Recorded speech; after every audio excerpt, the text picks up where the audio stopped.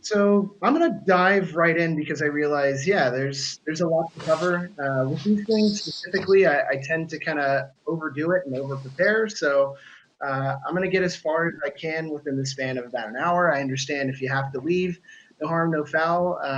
I'm probably gonna pause at some point in the middle and maybe hit a few questions, but I'll certainly stick around later to make sure that I'm answering everybody's questions and yeah, my goal is to just bring a ton of value here. So hopefully there's a bunch of relevant stuff that I'm going to go over. If yeah, I guess I can just kind of start. I'm kind of pumped to do this. All right. Whoa. Okay, cool. All right, so hopefully everybody can still see my screen. It looked like that was the case before I jumped in. Yep, crazy effect. Cool. So before I get started, I just want to mention that I'm going to hit a lot of different areas that are relevant for all businesses, not just specifically travel and hospitality, but I'm going to have a kind of a steady stream throughout that. A little bit about me. I am the founder and CEO of Clint Marketing. We're a growth hacking slash digital marketing agency. I also run Architecture Quote, which is basically a SaaS platform for connecting architects with new projects. And this whole thing was supposed to be about a bad economy to kind of to get the architecture industry back up and running. I also run Growth Secrets, which is regular events, and I have a master class that I'm putting out. I'm originally from Washington, D.C. I've been in the startup scene for 12 years, but I've actually just been out here in Denmark for the last four. Six-time co-founder. You guys can kind of read the rest, but yeah, I've worked with some of the fastest growing startups here in Denmark, and most of the time I come in when they're starting at zero and basically scale them up to upwards of 650 leads a month, 40 plus thousand unique visitors a month. Normally it takes about 6 months to a year to get there, and I'll share some of the stuff that I do in order to get there. These are the companies that I work on and work with. So Growth Secrets are those event series and this masterclass, Architecture Quote, SaaS platform, Clint Marketing. I'm always looking for new clients. TaylorRyan.io is basically my public speaker site. I love doing these things. It's kind of my jam. So my goal for today is to provide value, and I want to make sure I get it the right way. And I looked at some of the folks that had signed up. I understand it's a good blend of hospitality and a handful of marketers. So I think I'm covering most of the bases here. And also I saw that there were a lot of folks that signed up from different industries. I often talk about growth hacking because growth hacking is kind of this new-ish buzzword for creating growth out of nothing. The way that I often use the phrase growth hacking is to say it's not a one for one approach. There's no manual efforts. We want to get a 1 for 50 or 1 for 1,000. What is the least amount of time and money that I can put into something in order to get the biggest results? So minimal effort, minimal money, minimal resources, bigger or biggest results. And that's kind of what you have to learn how to do within this new kind of era of uncertainty and maybe less spending overall and a tough economy. The way that I kind of use a metaphor to describe growth hacking is basically if you have a car that breaks down, you have to take it into the shop. There's one person on duty that has read every manual on fixing cars, but has never gotten under the hood. And there's another mechanic on duty that has dirt underneath their fingernails and they're covered in grease and oil, and they have fixed every component within every automobile. These are the executors. These are the people that are growth hackers. I want to be the second person. I'm going to touch a lot of different tools, a lot of different ways of working and thinking. And I think some people get a little overwhelmed because I move really quickly. A little side note, and I don't know if I mentioned that, but if you want my slides, I'll hook you up. You just have to connect with me on LinkedIn or follow Clint Marketing on LinkedIn because I'll be posting those right onto the channel there. But yeah, so the concept is basically marketing is just all about integrated systems and kind of different systems that loosely connect to each other. So think of it like if I understand one system, like maybe writing good content, I can apply all the learnings to other areas of marketing and get better. So the goal is to understand one area pretty good and start applying the concepts.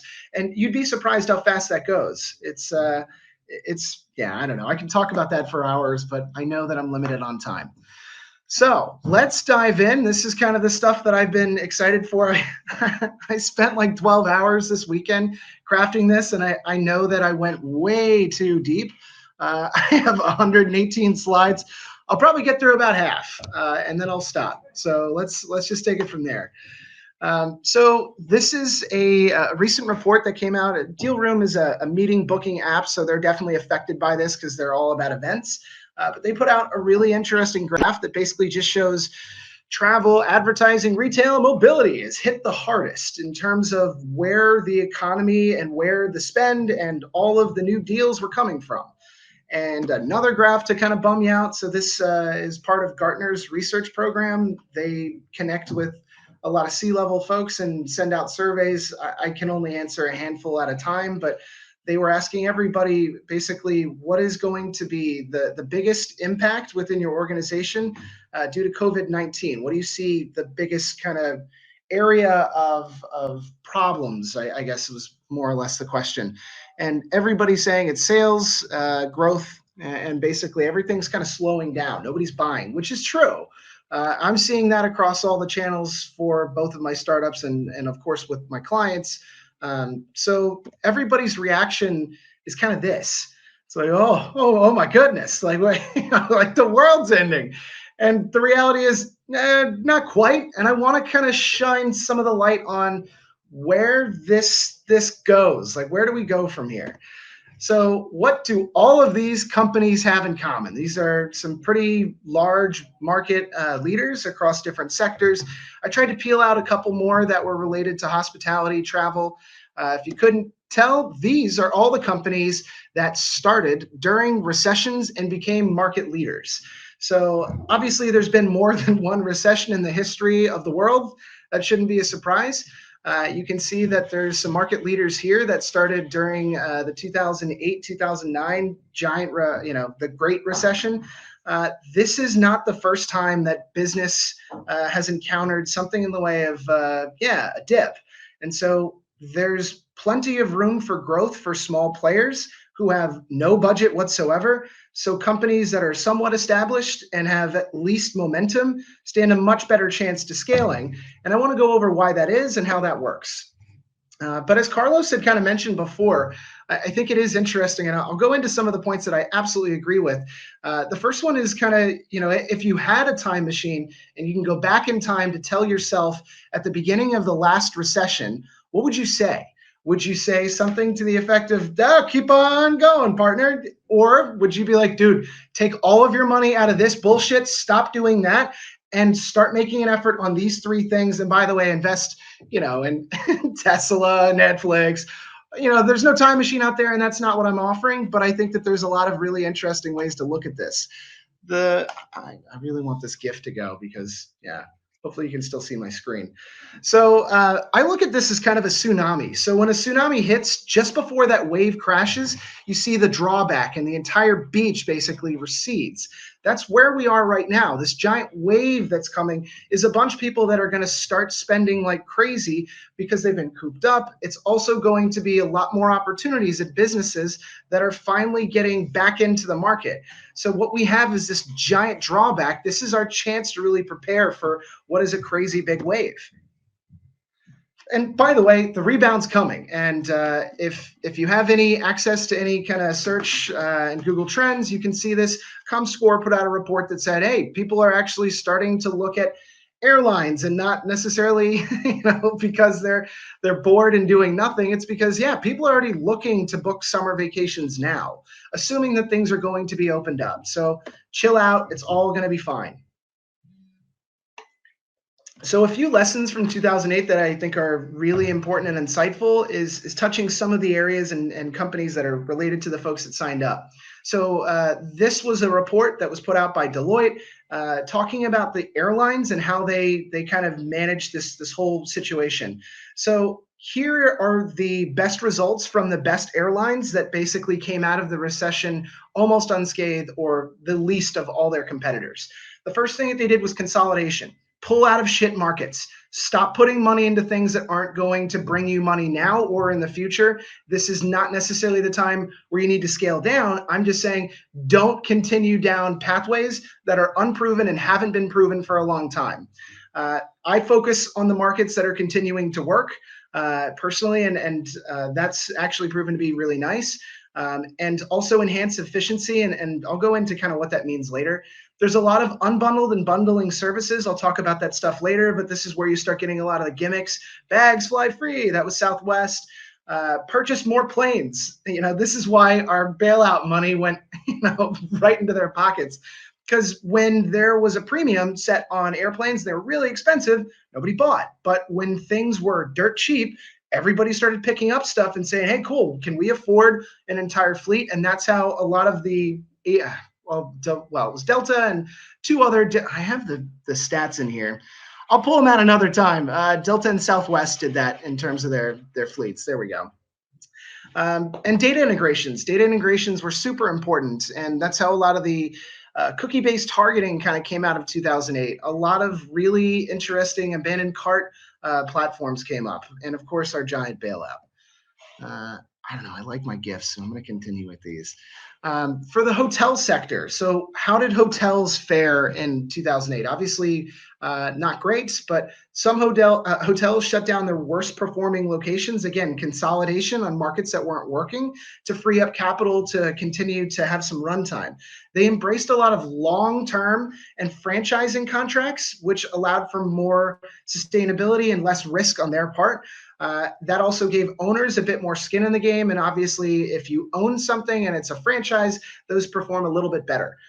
Marketing and branding, a lot of companies decided to reinvest on their image, their brand. I think that is important, not over the top. But yeah, I think a lot of interesting campaigns that came out of that would be Rejuvenation campaign, which is, hey, if you can't go on a vacation for 2 weeks because you got no money, cool, let's do some weekends around town.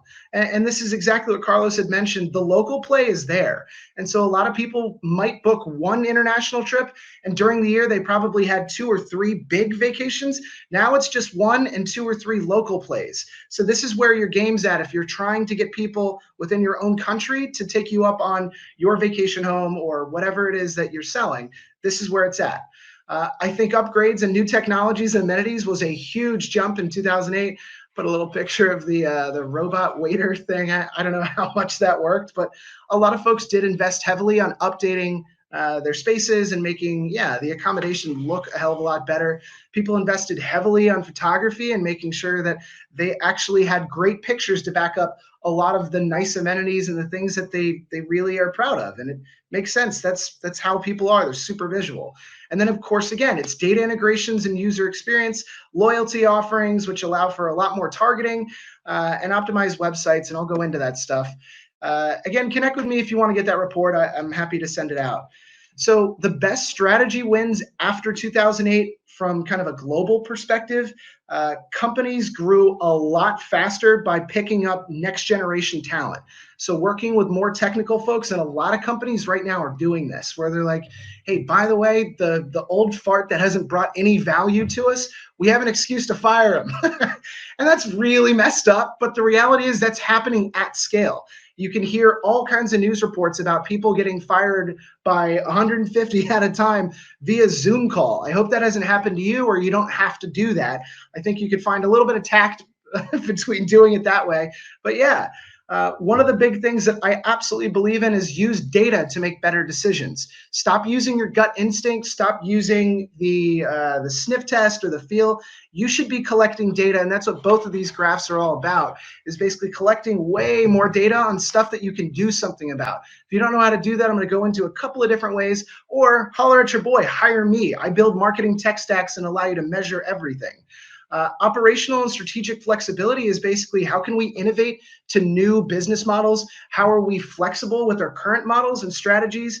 How do we experiment and tell whether or not it works? I think there's a lot more resistance to look at long-term strategy at this point. You need to do that.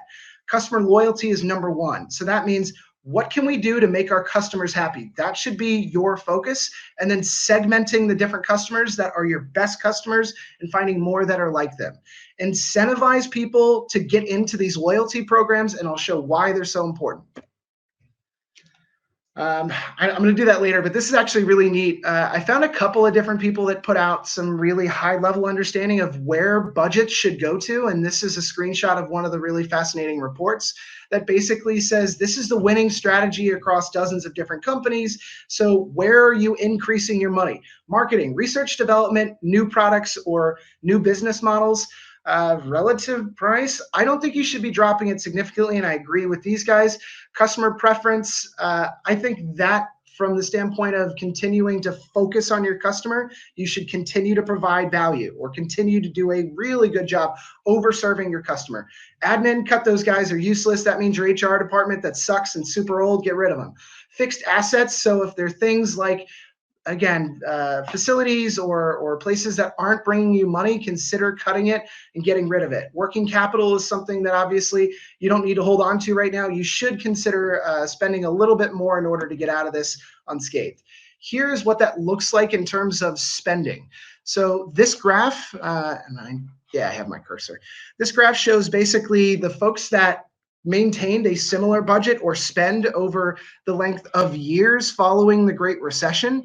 Those that basically stopped advertising and all marketing spend, which is this group, and then those that basically have the budget. So what ends up happening is it takes numerous years to recoup after halting all of your efforts across the board within marketing. You lose your brand because people are like, well, those guys still in business? Like, what happened? You also lose any momentum that you got because it's a false narrative. You're riding consistently on probably the last 3 to 6 months of solid efforts. This is my favorite thing. It is what it is. I've been fired a handful of times in this town. And so I'm like, well, you're going to see what happens in 3 to 6 months. You think all this is automated and works, but the stuff that you don't see is the marketing efforts on a regular basis that are experimental and pay off. And so what happens is basically you stop and then it takes years to come back.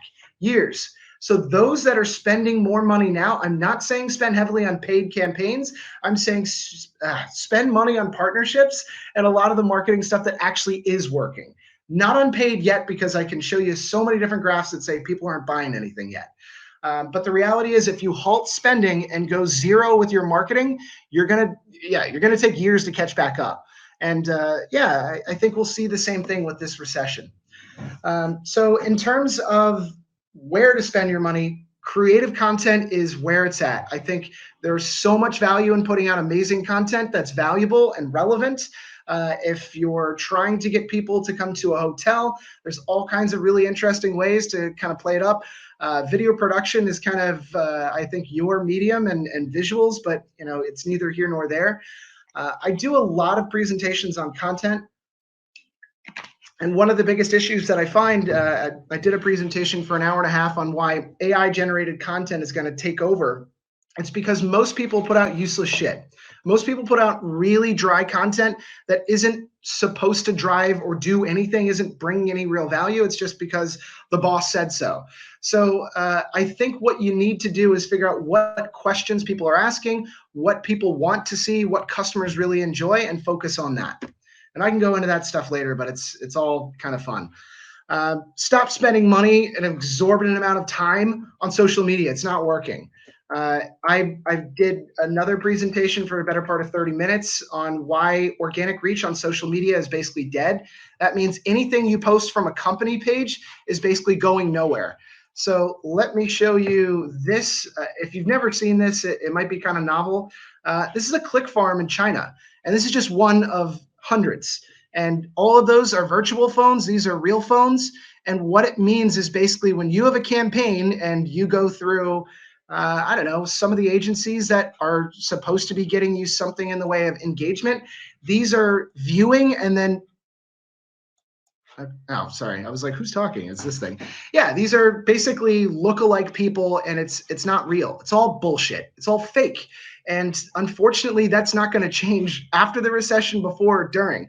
The only way to win on social media is paid. And right now, I feel like you should hold your chips until people are a little more comfortable spending money, because everybody's in this holding their breath kind of thing. It doesn't make sense. What does make sense is personal branding. I still think that you have significant reach on LinkedIn. I don't really see it for Facebook. I've been messing around with TikTok. I'm kind of humming and hawing about why it's valuable, and I definitely see, yeah, there's some fake engagement on there. And of course, there's Chris Farley upset with all the fake engagement and everybody thinking that social media was the way to go. Stop doing it unless it's paid and focus on paid later. Cool. This is a slide that I got from Brian Colligan. I think he might be turning up for this. He's one of the guys that I used to work with on some mobile app development stuff. Really love his way of thinking. And so he kind of cited what happens out of these black swan events. A black swan event was coined by Nassim Nicholas Taleb, which is basically these unpredictable, crazy things that happen that nobody thought would happen, and then it changes the world. So maybe it's World War II, maybe it's 9/11, maybe it's an earthquake, maybe it's obviously COVID-19, of course it is. So what you have are these second order effects or third order effects. And it's really interesting. Look up Brian Colligan on LinkedIn if you get a chance. He goes into detail with some of his presentations of the webinars that he does. But yeah, looking at what are the outcomes of people being trapped inside. And maybe it means there's more arguments. And that's a campaign saying, find your love with your sweetheart again by taking a vacation with the family and the kids. And by the way, we'll keep the fucking kids over here so you can fall in love again at our dream home or our dream spa or whatever it is.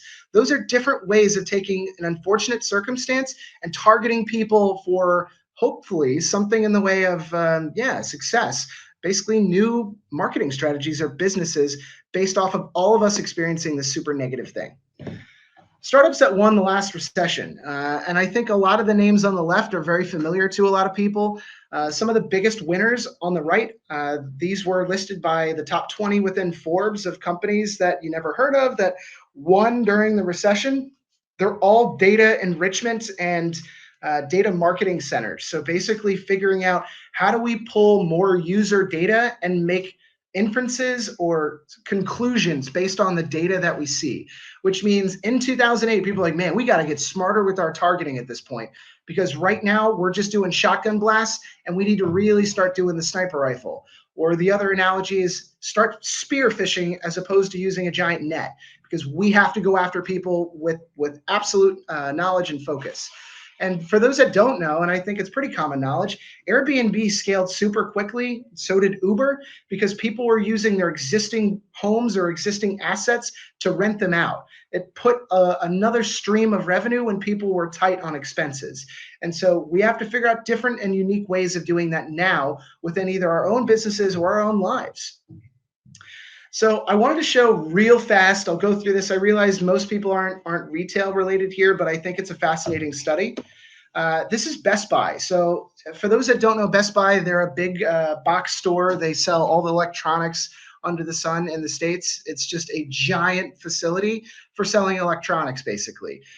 In 2012, they were on their deathbed. People were like, hey, I'm not doing this. This is ridiculous. I don't need to go to a big box store. I can go to Amazon. So their stock plummeted. Everything looked like it was going under. 50 stores shut down overnight. So they fire the CEO and they bring in this guy, Herbert Jolly. And his background is totally irrelevant to this industry. He's from the hospitality sector, right? So he decided to make drastic changes that were all formed around the theme of what I've been trying to push people into, which is focus on your customers. No matter what, give your customers the best possible experience. The rest of the shit will come, I promise. So what does he do? He basically encourages showrooming. Showrooming is when somebody pulls out their phone and they go into a store and they go, oh, that's interesting. Amazon is 10% cheaper. I guess I'll buy it on Amazon. So Best Buy is like, no, that's cool. No problem. We'll pay the same price as Amazon. You can pick it up, take it home today. That ideology is so important for us to think about. If you lose 10% or less on a sale, whatever, not a big deal. I'd rather lose 10% than lose 100%, all of it. And this type of thought process seems really obvious to us, but maybe not for everybody else. He invested in employees. So we got more staff trained up on all the electronics, all the different areas they were working in, and made sure that they could give people a better overall experience. Instead of going up to somebody and go, hey, do you know where I can find this? And go, I don't know, I just work here. They actually gave good answers. Reduced employee turnover, right? This is Silicon Valley speak, brain drain. The way that you reduce employee turnover is you give them incentives. So employee discounts, not everybody needs more money. It's just, hey, it's less expensive for you to go on vacation or use our facilities or whatever the case is. The company also cut out a lot of middle managers, which, hey, I'm all for it. I think middle managers need to go. Go find something else to do. Product exclusivity with major brands was a different business model. So basically getting brands to sponsor different areas of the store. And also, hey, you can only find our laptop with Sony in this store because it's a unique model manufactured there. Different way of thinking, but there might be something like that in your neck of the woods. I don't know. This was one of the big wins that a lot of people missed was the digitalization and logistics overhaul that happened. So how do we get people through the website faster, give larger images of the stuff that they want to see? So those that are doing travel, nobody cares about the long list of descriptions about all the things that are nearby. I want to see if it's a good room. Does this suit my taste? Make sure to have the images the focal point, especially when you're on a highly visual type of industry. So they got a lot better with tracking, better data, segmentation of users. They also did targeted follow-ups and custom offers. Everybody's seen these before, but this wasn't a thing back in 2012. So, hey, you left something in your cart. Takes no time at all, and there's dozens of different tools that you can use to basically create the empty cart emails and scenarios, and I definitely encourage that. They saved $200 million by basically working with other suppliers and working on the way that they package things, and they also made it easier for people to take stuff with them in the store or order it for basically a 1-hour delivery type situation. So every store turned into its own distribution center, which is brilliant. I do think that there's a lot in repurposing and investing in trends. So they bought up a company that does emergency devices. They see that coming. Are there things that you can potentially buy up and work within that are going to be relevant for you? I think their best way of actually coming back was in-home advisors. I think a lot of the things that you see with the innovations coming out of Airbnb are local excursions that are offered through their website. Those are local partnerships that they set up. Maybe that's something you could look into. Who knows? Last little bit is just calling home that point again with Sam's Club and Costco. Costco decided to try to do some of this logistics stuff and sell all of the perishables for at-home delivery and also do the abandoned cart thing. And they saw a 22% increase year over year because they reinvested in the e-commerce platform because they know people are online. You should be doing that if you're not doing it right now. That is a huge win. So some fast wins for people that are marketers and maybe not at the very top of the business structure. Batch connect. It's really easy. You need to build up your personal network just in case doom and gloom happens. So connect with everybody. The way that I do that is I often go into either my personal email or my company's email and basically integrate with LinkedIn. You go to LinkedIn, my network, more options, select your email provider, select all, remove your X's. I've had to do that. Skip invite by email and then hit connect. And basically what you do is invite 1,500 people that were already in your address book to be connected with you. You boost the size of your network, and then you're able to get a lot more people talking to you and with you when you post things about your struggles, your industry, your personal brand. Build a keyword list and start using some of the questions that are related to what people are asking you in order to either make content for your website or make content for your blog. These are things that we can all do, and these are a lot of the tools that are free. So this means that you can, Ahrefs isn't free, by the way, but the rest of them are. And so basically what we want to do is answer questions that nobody's answering, answer questions that you get all the time from all of the people that normally pay for your service, so that when people are continuing to come to your website, they're finding you organically, but they're also getting the answers they need without having to waste time via email. I think it's incredibly important, just again, to answer stuff and also focus on customer service. I could go into all this stuff for ages, but I want to move past that. Get listed locally on directories and listing sites, high authority or highly local. This can be automated using an intern. It can be automated using a virtual assistant, but this is basically getting registered so that you are building the authority of your site. I realize with a lot of hotels, you're screwed. You're not going to outrank Google. Google basically goes, hey, you should work through us. And by the way, if you want to get working through us, you have to register through us and you have to pay to be able to get up to that first or second result, which is really messed up. But there are a lot of local listings for B&Bs, or I don't know, it depends on your industry. But I think you should look up places where people go to find whatever it is that your business or service is and list yourself locally. That way you have a better chance of actually ranking. And please update your Google My Business listing. Please do that. Last couple of little things for marketers that just want to hustle and get ahead. Every great piece of content that I've ever put out that has a lot of traction, I turn into an ebook and then give people to download the exact same article. So once they finish reading an article, it's like, do you want to get this in ebook form? And for whatever reason, people are like, yeah, okay. So I put it in an ebook template and then let them download it. This is called tripwire content. I'm building my mailing list slowly so that I can pepper these people with value and offers over the span of 6 months, a year, however long I'm in business. Listicles will always work. So if you are hyper local, then you need to create lists of the coolest, fucking awesomest things to do in your town, your city, your local area for anybody staying at whatever you have at your, I don't know, if you're like a home or a hotel, I need to know what's around it and I want to know where to go. Listicles are what that's all about. Checklists are badass, what to bring with you when hiking in blank mountains or whatever. So long as you have a location-based place, listicles are always going to be the winning way to do that. Build everything out in a template and allow people to do the downloadable thing. And then, of course, you hit these people using one of the many tools that I'll mention here. So these are the tools that allow you to convert people on a page. Alpha Voice, again, is that company that I mentioned with the Brian Colligan guy. Really admire his work. There's a lot of other tools. Hello Bar is free. Convertful is something that's relatively inexpensive. I've used for a long time. It just allows you to convert people that are already on your site. For those that aren't using these, I think they're incredibly important. Exit pop-ups work. They work really well. You have to have something that's worth looking at or get really crazy with it. I don't think intro pop-ups are the way to go. I think people get super annoyed. But this is one of my favorite ones. So they're like, not ready to sign up today? Enter your email. We'll send you a surprise. And I saw that and I was like, that's fucking brilliant. I actually signed up for this, and of course the surprise was like a guide. But I was like, I want to know what that is. Like they got me. So I'm telling you right now, it works.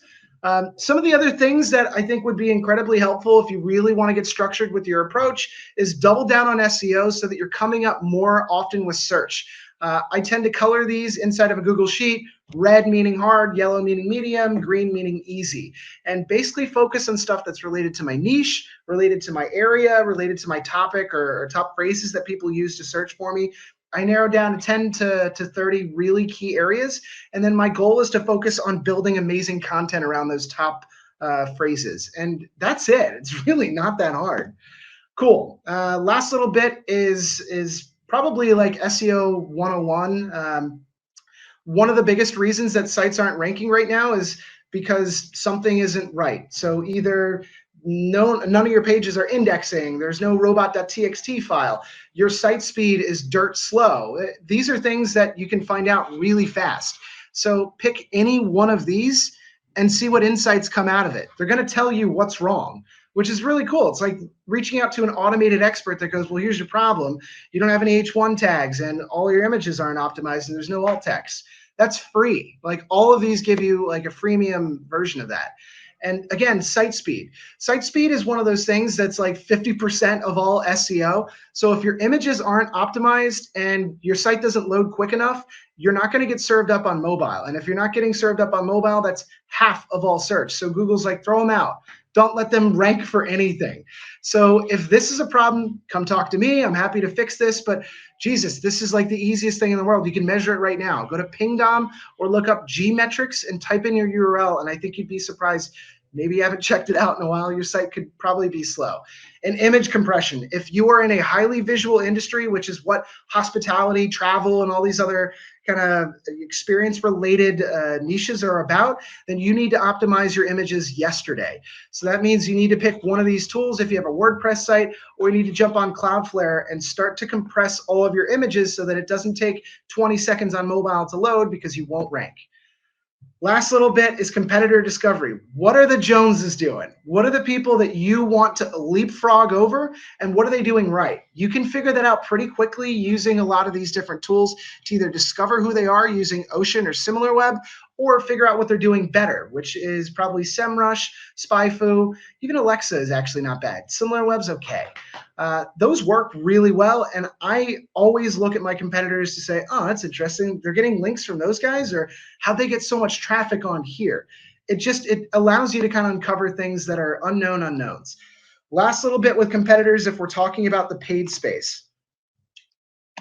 So I use Ahrefs to check out AdWords, but there's also Big Spy. So if you have a competitor that's just throwing money hand over fist at Facebook, Twitter, LinkedIn, and Instagram ads, use Big Spy. Put in their brand name, or potentially find all the competitors that are selling the same product, service, or tool, and basically drop it in there and see what comes up. So you're able to actually copy their ad copy and be like, okay, well, this has the most engagement. There's a very good chance that this actually works. So it allows you to kind of understand what is working in other sectors and other competitors from the paid standpoint. But again, hold off for a little bit until people are getting a little more used to spending again. Last little bit is make sure to stay structured, either Trello boards or Google Sheets, or I don't know. I use the Drive, Google Drive, for just about everything. I stay structured, that way I can know where shit lives. Like, it's so hard because I lose everything if I'm not. So I'm going to change gears a little bit and show you why you need to be winning at PR right now. This is really simple. And by the way, this is not taking advantage of a negative situation. I want to be clear about that. This is making lemonade out of lemons. This is dancing in the rain on a rainy day. So I want you to understand, I'm not saying take advantage of a bad situation. I'm saying this is what the opportunity is. You decide if it makes sense for you. So local news consumption is way up. Those are people that will report the news locally, and guess who's local? You, right? So it means web traffic's up too. And it means all the publishers that are putting out crazy amounts of news, it's getting a trickle-down effect to Facebook, Instagram, Twitter, TikTok, WhatsApp. So news is what everybody's consuming right now. And if we look at traffic growth, obviously I can see this sector's not doing so great. Travel, we got to do something, right? So here's what other people have done. So let's say you run a hotel, you got an empty kitchen. Maybe you run a restaurant, you got an empty kitchen. Cool. How far away is the closest hospital? You should start delivering a handful of free meals a day and try to find somebody who's an administrator over there to say, look, I'm just trying to break even. I got food that's going to expire within the next month and a half. Can we wheel and deal here? And when things are back to normal, you think of me whenever you hold banquets, or whenever you need something that's from kind of a catered restaurant solution. Can we work that out? Maybe I can do free meals for 3, 4, 5 days, maybe a week. Who knows? This is an example of a buddy of mine back in Washington, D.C., Fido, that has really been milking this, but he's doing the right thing. His restaurant's right around the corner from Inova Fairfax Hospital. And so, yeah, he's been kind of pitching this feel-good story to these local publishers, and it's starting to gain momentum. Say, hey, take a look at this local hero who's getting nurses that are starving. I don't know if they're starving, but nurses and doctors, free meals. I think it's a nice thing. You got expiring food? I got you. This is one of the guys in the warehouse of Gorms. Gorms is a huge pizza chain here in Denmark. The guy basically put out a big notice saying, I got tons of mozzarella cheese, and it's all laying around. It's going to expire. Who wants it? This created traffic jams and made international news. And obviously, there's not a lot of social distancing here, but it got a ton of press. So what was originally going to be a giant waste and dumping off of goods turned into a major positive. Got expiring beer? Hey, no problem. We're a small tap, distillery, or whatever the case is, brewery. Yeah. This is another.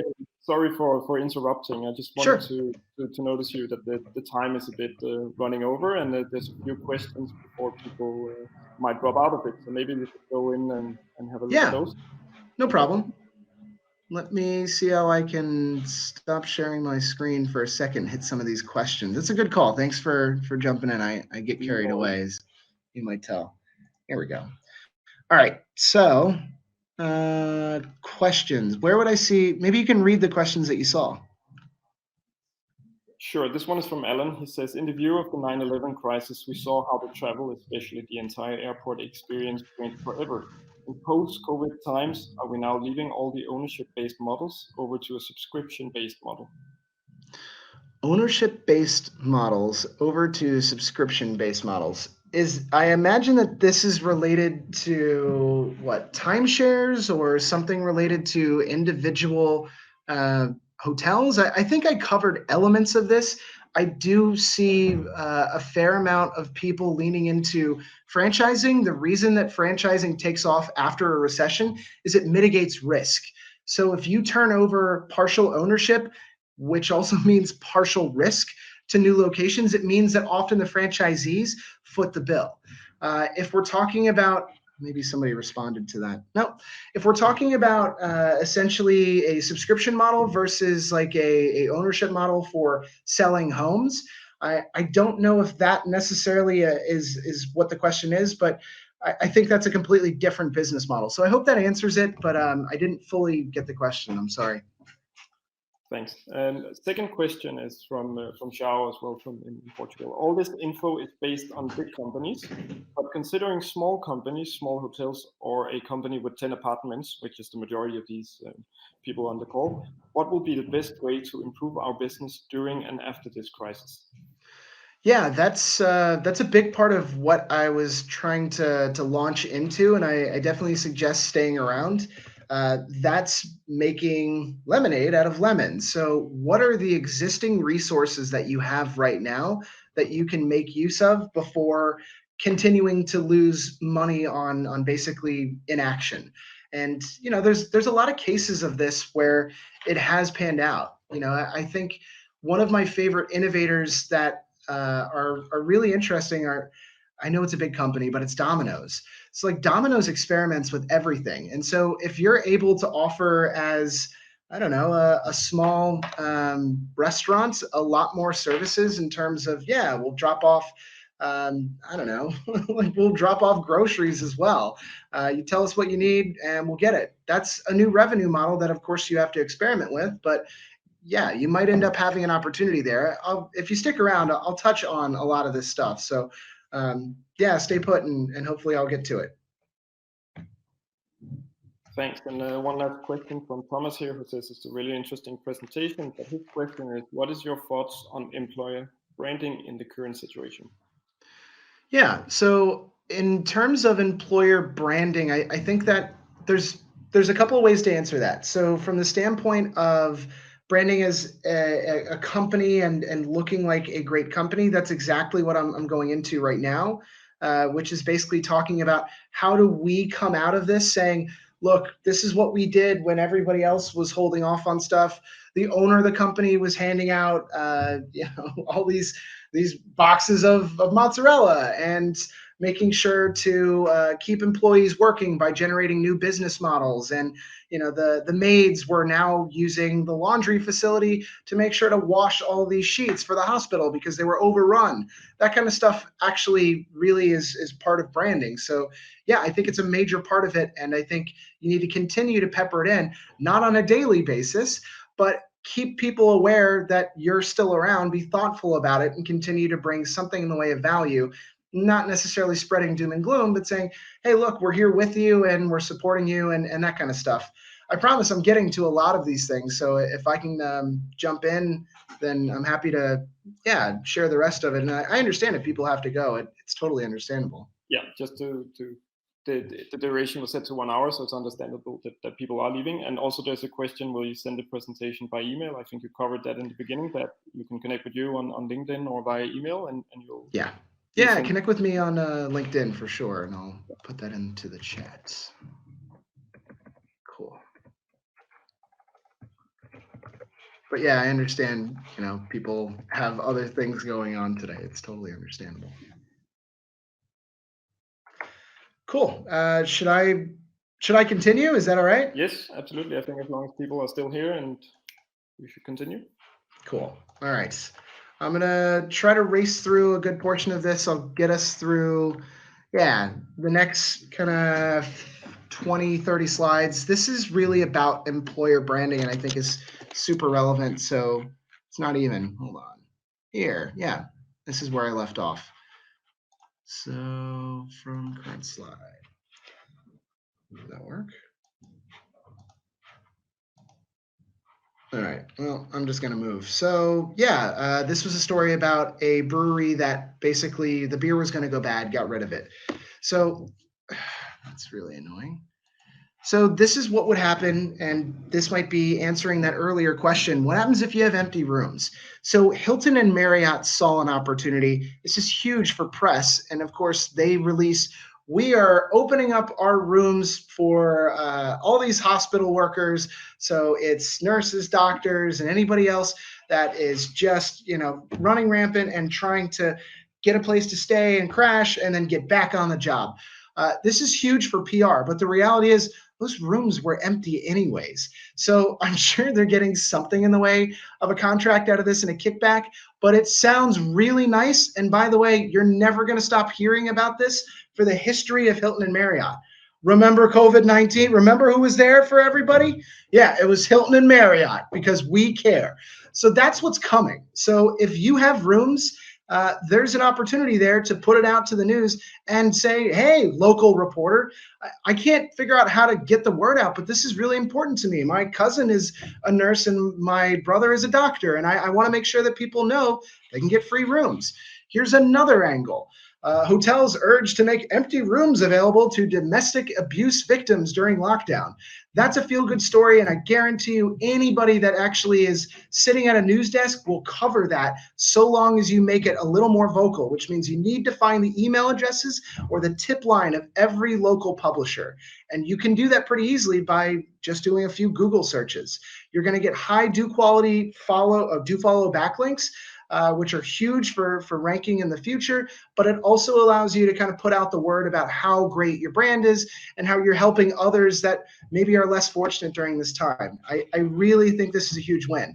And by the way, it isn't only for establishments like restaurants, hotels, smaller chains. These are all kinds of brands that have gotten involved, but there's lots of small companies that are like, yeah, we bring down, huge things of coffee for any of the nurses and doctors down the road.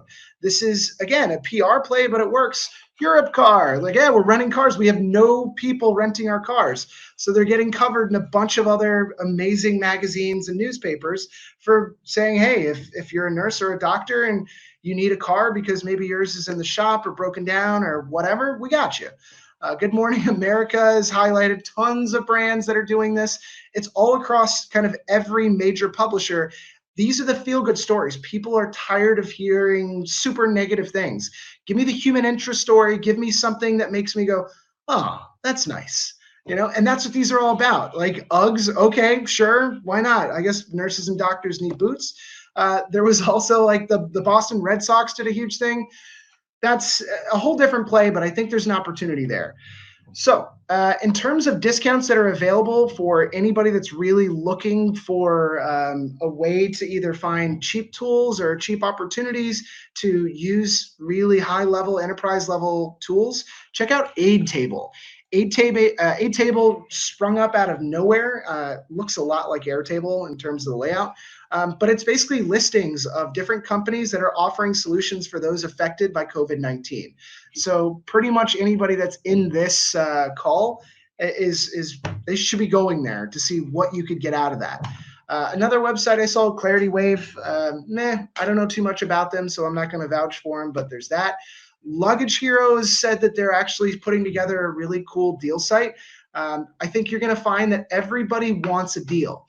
So if money is tight because somebody wasn't working for 2 or 3 months, it means that they're not staying at the highest level 5-star hotel. They're probably staying at something a little more conservative. And guess what? They want to feel like they got a good deal. So if you have time, register for luggagehero.com/deals. This totally makes sense because people are going to be going through these niches in order to find this stuff. So Definitely try to find ways to make people feel like they're getting a deal. There's tons of psychology principles behind that, but I don't have time to go into it. Last little kind of free thing that I'll mention is free grants. If you do some quick Google searching, you'll find, and I believe Carlos had talked about this as well, there's grants for women. There's grants for women twice there. I don't know why I put that in my notes twice. There's government grants. There's grants for specifically small businesses. There's grants for businesses within certain industries. The reality is, like, you can find a pretty good Upworker or freelancer to put together a really good proposal and a really good grant application. And if it's for $10,000, the ROI is 1,000%. Like, why wouldn't you spend the money in order to make that much more? Like, I would do that in a heartbeat. So something to consider for those that feel like you're ready to apply for these grants. Let me go into a couple of really small user journey things, and then I'll kind of stop. Yeah, I want to go into this area. So this is a pretty standard marketing funnel. The stages of the funnel, often you kind of see it on its side, but it's attract, convert, close, delight. What most people miss is focusing on delight. Delight is, how do I make my customers so excited about the experience that they had with me that they'll tell others? Because we trust people that we know, and when people that we know recommend something, we're actually far more likely to go do it. Retention looks like this. If you're coming up on and by the way, if you only have like 4 or 5 like main customers, because you do a lot more B2B, you should be sending out a quick like, hey, just wanted to check in with you. Everything's great over here. We're continuing down the same path. We really respect that you've been with us for all these years or all these months or all these days. We can't wait to continue to show you that 2020 is our year for improvement. Thank you for maintaining our customer relationship. That way they don't cancel on you tomorrow and not feel bad about it. The most important thing, and the reason why people often cancel, is because they feel like they're just a number on a spreadsheet. Make somebody feel fucking special. So if you have a really expensive product in a really expensive room, send handwritten thank you notes via these startups. Post table, Punk Post, handwritten. It costs, I think it's less than €5 per handwritten card. But my God, people are like, oh my God, that's so thoughtful. Somebody put time into this. If it's a bigger type of situation, think about different rewards in a different way. The most important thing that I think I want to show within this last little bit is, if you're more of a SaaS platform, I think this is a really cool way of getting people kind of re-engaged. There was this really interesting play on, kind of giving people a bit of guilt when they uninstalled this platform that basically said, I thought we were friends, contact a friendly support bear. So, you could stay in the mix. Once you hit install, the bear starts crying, removing bear first. When they reenacted this user experience, they got more reinstalls because a digital bear started crying. It's unbelievable. Let me show you what this looks like in practical terms if you have regular reoccurring visitors and people that are actually using your product on a regular basis. So this is Starbucks. Everybody knows Starbucks. They're a global phenomenon. And basically what they did was track some of their high frequency, low frequency, and middle frequency customers. And they said the average lifespan of somebody that is a paying customer and is taking money out of their own wallet and spending it on Starbucks is about 20 years. So if we take our best customers and we take them over 52 weeks at $25 per week over the span of 20 years, the lifetime value for somebody who is a high frequency customer at Starbucks is $25 a pop, which means, holy shit, I need to make sure that I make my customers super happy. And what can I do to find out more about them? How can I segment them into different areas within my analysis using customer loyalty cards or a platform that allows me to track that? Can I gamify their experience so that every time they come, they get a few more points? And just like Mario Brothers, the points don't mean anything, but people want to collect them. Discover really cool customer segments based off of what is happening. And the last little bit I'll show you is here. I know that I've gone over time, and just bear with me. So one of the most important things is finding that North Star metric, or the biggest behavior that immediately results in somebody buying your solution, your product, a certain date or time at a hotel. There are certain types of cohorts or groups of people that will book within a certain span of time for large groups. The way that you target a spring breaker is obviously going to be very different from your average family of 4. And so we need to start figuring out what are the actions and how are the people searching that are an average family of 4 versus those that are spring breakers. We don't need to go on hunches because hunches aren't necessary. Let's tie data to this. And if we actually are able to do that using a couple of different pixel tracking solutions, maybe it's Mixpanel, maybe it's, I don't know, a custom solution, depends on how big you are. We're able to then upsell and try to get referrals beyond that. So I think there's a lot of really crazy, interesting things that are in here. Tracking and proving this stuff with data is what it's all about. I'm running out of time and I know I've gone over. Yeah, I wish I had all the time in the world. I just don't.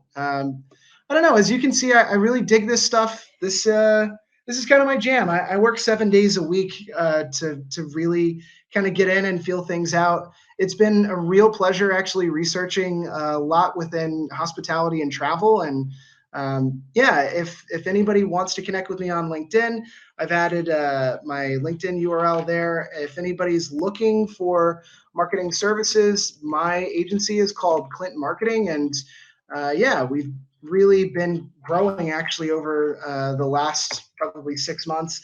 I've been hit as well. I'm not going to lie. I definitely have seen a lot less people getting back to me after proposals, and it's because everybody's in this kind of moment. And I think what we're going to see after, yeah, things start kind of loosening up towards the next month or two is that people are getting back into that spending mode, and that tsunami wave kind of rolls back in. So yeah, I hope that was helpful. Again, connect with me. If you have any questions, connect with me and ask me on LinkedIn.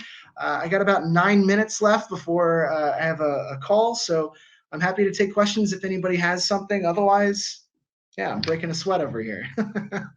So any questions, anything anybody wants to know? Well, I hope this was valuable. Please, any feedback is helpful. If I went too fast, tell me. If yeah, if this was terrible. I realize my profanity is something of a problem for some characters. I'm sorry, that's not gonna fucking change, but you know, I appreciate feedback nonetheless. But yeah, most of all, thank you to Luggage Hero and Oliver and Yannick for setting this up. I think this was a ton of fun, and yeah, Thank I you. really hope that this was helpful. It's really, really good. Absolutely. Thank you. And I've seen some of your live posts on LinkedIn as well. I definitely recommend people going and watching them as well. It's really good. Thanks, man. Absolutely. And thanks to everybody who joined in. I hope you enjoyed it, and stay safe, and looking forward to when this is rebounding again and we can all enjoy people traveling. Thanks, everyone. Take care. Stay safe.